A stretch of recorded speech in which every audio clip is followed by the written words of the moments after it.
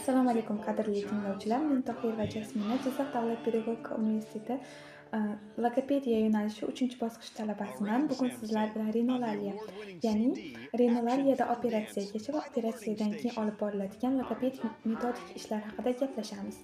Dastlab rinolariya nutq nuqsoniga to'xtaladigan bo'lsak, rinolariya bu grechcha so'zidan olingan bo'lib, rinos burun, laliya nutq degan ma'nolarni anglatadi, ya'ni burun halqumda buzilishlar, kamchiliklar bo'lgan nutq nuqsoni hisoblanadi. Rinolariya asosan uch xil ko'rinishda bo'ladi. Bular ochiq rinolariya, yopiq rinolariya va aralash rinolariyani olishimiz mumkin. Rinolariya bu dastlab tug'ilganda namoyon bo'ladigan kasallik hisoblanadi. Ochiq rinolariya bu bemorga bitta qaraganda ko'rinib turadigan nuqson hisoblanib, bunda lunjlarda, burunda yoki yuqori yumshoq tanglayda nuqsonlar kuzatiladi.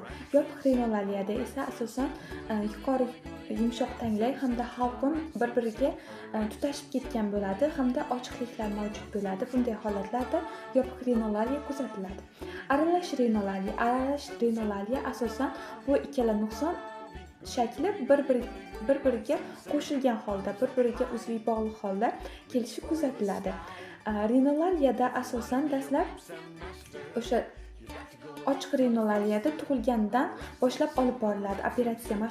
Operatsiya, ya'ni o'sha ochiqlik holatlari operatsiya orqali biriktirilib tikib qo'yiladi. Bu holatdan keyin asosan logoped tomonidan mashg'ulotlar olib boriladi. Ochiq rinolariyada asosan kichkinaligida tug'ilgandan keyin 2-3 oyliklarda, 1-2-3 oyliklarda operatsiya mashg'uloti olib boriladi. Yopiq rinolariyaga to'xtaladigan bo'lsak, asosan yuqori tanglayda nuqsonlar bo'lganligi uchun u biroz katta bo'lgandan keyin amalga oshiriladi. Operatsiya jarayonlari ham asosan bir necha bosqichlarda amalga oshiriladi. Bitta bosqichning o'zida barcha operatsiya ishi olib borilmaydi. Dastlab asta-sekinlik bilan olib boriladi. Operatsiyagacha bo'lgan ishlarga to'xtaladigan bo'lsak, operatsiyagacha agarda logoped ishlaydigan bo'lsa, bolalar bilan dastlab nafas mashqlari olib boriladi. Ya'ni nafas mashqlari ham qanday olib boriladi? Ya'ni burundan og'izga, og'izdan burunga, hamda burundan burunga va og'izdan og'izga singari nafas mashqlari olib borilib, rinolarik bolaga to'g'ri nafas olish amalga oshiriladi.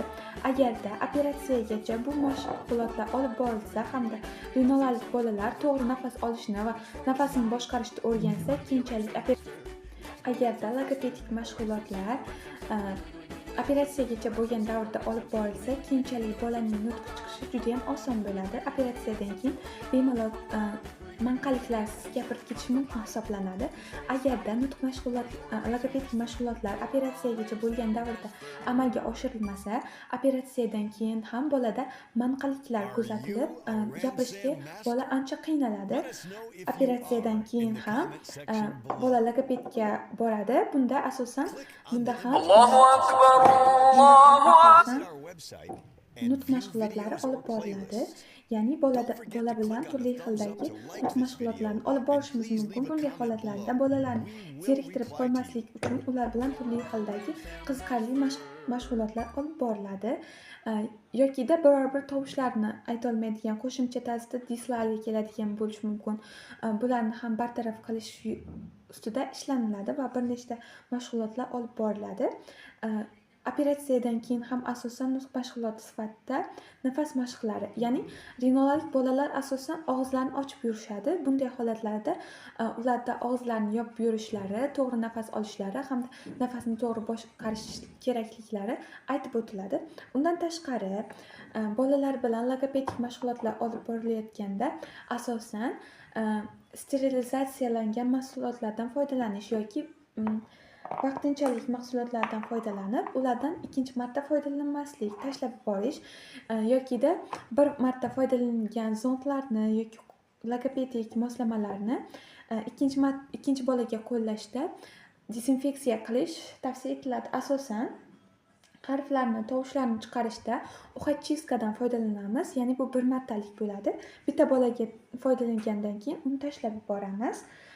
Har doim yonimizda spirt, dezinfeksiyalangan paxta bo'ladi hamda bulardan unumli foydalanishimiz kerak bo'ladi. Bir marta foydalanganimizda ikkinchi bolaga foydalanmaymiz. Vxachistkadan qanday foydalanamiz? Masalan, deylik bola rinolalik va D harfini aytolmaydi. Bunda bolaga dir yokida d kabi vibratsiya berilgan holatlarda, vibratsiyali tovushlarni aytilgan holatda chiqarishimiz mumkin hisoblanadi. Yokida bola tilini tishidan bu yoqqa chiqarib turgan holatda tiliga vibratsiya berish, ya'ni ya'ni bunda bola vibratsiyani his qiladi hamda keyinchalik R tovushini aytishda, vibratsiya berishda qiynalmaydi. Shu holatlarni nazarda tutishimiz mumkin. Undan tashqari bolalarda, rinolalik bolalarda manqalanganlik kuzatiladi. Bunday holatlarda ularni ko'proq gapirtirish kerak bo'ladi. Ularga turli xildagi ularni qiziqtiradigan mashqlardan foydalanishimiz kerak bo'ladi. Hozir men sizlarga ko'rsatib o'tadigan metodika ham juda ham qiziqarli bo'lib, bolalarni nutqiy madaniyatini oshirishga, fonetik idrokini rivojlantirishga yordam beradi. Qo'limda turli xil kasbga doir buyumlar turibdi. Bularning barchasini bolalar nomlaydi, ya'ni ularga bular juda ham qiziqarli tuyuladi. Ya'ni birinchi marta ko'rganda rangli, rang-barang kasblarga oid bo'ladi. Bularni har birini boladan bitta-bitta so'rab, sen kelajakda kim bo'lmoqchisan degan narsani ham so'rash mumkin hisoblanadi. Masalan, aytishimiz mumkin: bu shifokor, bu oshpaz. Oshpaz, qayerda ko'rishimiz mumkin oshpazlarni? Oshpazlar nima bilan shug'ullanadi? Ular nimalar pishiradi deb so'rashimiz mumkin. Ya'ni bundan tashqari buni o'rniga kimni qo'yishimiz mumkin? Ya'ni uyda kim ovqat pishiradi? Shu holatlarda so'rashimiz mumkin. Bunisi bu quruvchi ekan. Quruvchi nima qiladi? Nimalarni quradi quruvchi? Ya'ni aytish mumkin, uylarni quradi deyish mumkin. Ya'ni uylarni quradi. Shu uylarni biz qayerlarda ko'rishimiz mumkin? Biz quruvchilar qurgan uylarda yashaymiz, to'g'rimi? degan savollarni berib, bola bilan muloqot olib borishimiz mumkin hisoblanadi. Bu ham juda ham foydali hisoblanib, bolada nutqini rivojlantiradi hamda nutq madaniyatini rivojlantirib, o'sha manqalikni yo'qotishga ham yordam beradi. Ya'ni nafasni to'g'ri boshqarishimizga yordam beradi. Undan tashqari, mana bu kabi massajyorlardan foydalanishimiz mumkin. Bu barmoqlar uchun hisoblanadi. Bu barmoqlarni massaj qilishimizda yordam beradigan massajyor. Bilamizki, barmoqlarimizda nutq zonalari joylashgan bo'lib, bularni beixtiyor massaj qilganimizda nutq zonalaridagi o'sha nutq zonalari ishlashi oson bo'ladi va nutq chiqishi ham osonlashishi mumkin hisoblanadi. Demak, rinolaliyada operatsiyagacha va operatsiyadan keyin olib boriladigan logopedik ishlarga shularni kiritsak bo'ladi.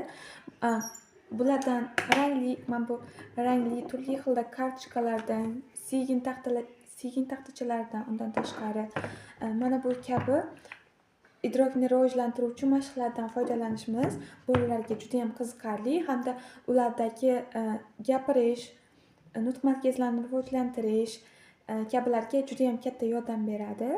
Demak, buguncha sizlar bilan o'rganadigan, tanishadigan rinolaliya haqidagi mashg'ulotlarimiz shulardan iborat edi. Keyingi darslarimizdan ham bizni kuzatib borishingizni so'rab qolamiz. E'tiboringiz uchun kattakon rahmat.